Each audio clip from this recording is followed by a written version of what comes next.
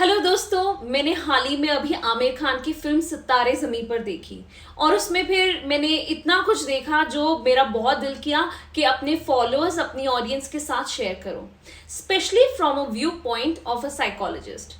So as a counsellor and as a therapist मैं specially दो चीज़ों को हाईलाइट करना चाहती हूँ जो मैंने इस मूवी से ली है और जो असल जिंदगी में बिल्कुल सच है। अब आपको ट्रेलर देखकर इतना तो पता चल गया होगा कि इसमें जो बच्चे दिखाए हैं उनको साइकोलॉजिकल या न्यूरोलॉजिकल डिसऑर्डर है। इसमें स्पेसिफिकली फोकस किया गया है ऑटिज्म और डाउन सिंड्रोम को। तो सबसे पहले मैं आपको ये बता दूं कि ऑटिज्म और डाउन सिंड्रोम होता क्या है। ऑटिज्म ब्रेन डेवलपमेंट से रिलेटेड समस्या है जो इफेक्ट करती है कि वो इंसान दूसरों को कैसे देखते हैं और उनसे कैसे सोशलाइज करते हैं। ऑटिस्टिक लोगों को अक्सर कम्युनिकेट करने में प्रॉब्लम होती है। और दूसरा है डाउन सिंड्रोम जो कि जेनेटिक कंडीशन है एंड जिसमें इंसान में एक्स्ट्रा क्रोमोसोम होता है जिस वजह से उनके डेवलपमेंट में डिले होता है और फिजिकल फीचर्स भी ठीक से डेवलप नहीं हो पाते। अब इंडिया में 68 to 100 में एक बच्चे को ऑटिज्म है और हर 800 बच्चे में एक बच्चे को डाउन सिंड्रोम है। इसका मतलब ये तकरीबन 30,000 से 35,000 बच्चे इससे सफर कर रहे हैं।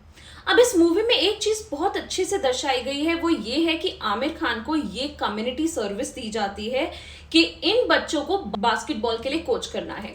तो फर्स्ट रिएक्शन गुलशन का जो किरदार है इस मूवी में आमिर खान का, वो ये कहता है इंटेलेक्चुअली डिसेबल्ड लोगों की एक बास्केटबॉल टीम को प्रशिक्षित करने का निर्देश दिया जाता है। मैडम 3 महीने तक पागलों को सिखाऊंगा मैं। और 500 रुपए जुर्माना। 500 पागल बोलेगा? 1000 रुपए। पागल तो सभी बोलते हैं मैडम। 5000। क्या मेंटल बच्चों को? अरे पागलों को कौन सिखाएगा। और ये एक नहीं 3-4 बारी गुलशन रिपीट करता है। ये एक आईना है हमारी सोसाइटी का। अनफॉर्चुनेटली गुलशन जैसे से बहुत से पढ़े लिखे, अच्छी एजुकेशन वाले, अच्छी सिटीज में रहते हुए जहां एक्सपोजर बेटर है और ज्यादा है, वहां के लोग भी गुलशन की तरह ऐसे बच्चों को सीधा पागल करार कर देते हैं और उनसे डिस्टेंस रखना चाहते हैं। साइकोलॉजी में बहुत से अलग अलग तरह के डिसऑर्डर्स हैं और साइकोलॉजिकल डिसऑर्डर्स को जस्ट पागल कैटेगराइज कर देना हमें बंद कर देना चाहिए। इससे साफ पता चलता है कि इन लोगों की इस चीज को लेकर ना तो एजुकेशनल समझ है और ना ही सेंसिटिविटी। हर साइकोलॉजिकल प्रॉब्लम को पागल नहीं बोला जाता। मैं यहाँ जरूर रेकमेंड करूंगी कि हर बंदे को जाकर ये मूवी जरूर देखनी चाहिए और अपने आप को मिनिमल एजुकेट करना चाहिए इस डिसऑर्डर के बारे में, तब जो हम सेंसिटाइज हो सके कि ऐसे लोगों के टुवर्ड्स, क्योंकि ये लोग भी उतनी ही रिस्पेक्ट, इज्जत और वैल्यू डिजर्व करते हैं जितनी कि आप और मैं, क्योंकि हर इंसान का अपना नॉर्मल होता है। ये स्टेटमेंट आपको समझ आएगी मूवी देखने के बाद। मैं टीम कैसे बनाऊं? टीम तो नॉर्मल होगी बनती है ना। सब अपने अपने नॉर्मल पेटी के बैठे हैं कोच साहब। सबका अपना अपना नॉर्मल होता है। आपका नॉर्मल आपका, उनका नॉर्मल उनका।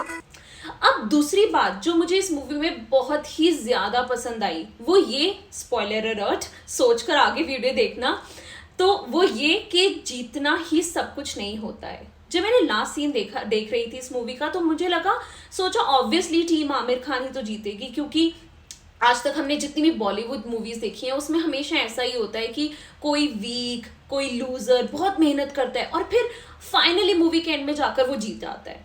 ऐसा आमिर खान की मूवी जो जीता वही सिकंदर में भी हुआ, बट गेस व्हाट, ऐसा इस मूवी में नहीं हुआ। No happy ending. हमारी आमिर की टीम हार गई।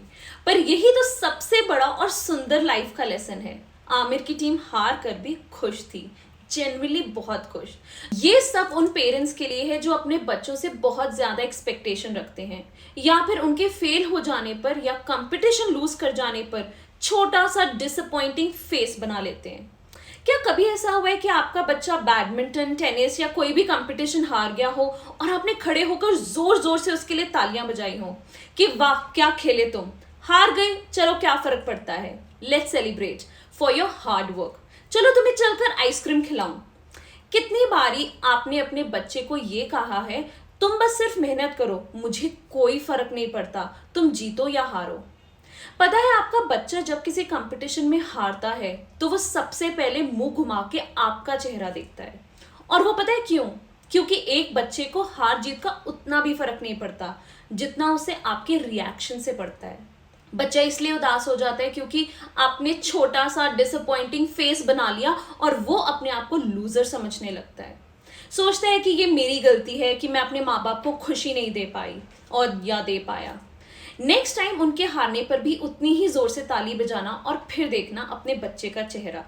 तो मूवी उन सब पेरेंट्स के लिए है जिन्हें अपने बच्चों को प्रेशराइज करने की जगह ये कहना चाहिए कि मुझे सिर्फ तुम्हारे हार्डवर्क और सिंसेरिटी से फर्क पड़ता है, रिजल्ट्स पास या फेल से मुझे कोई फर्क नहीं पड़ता।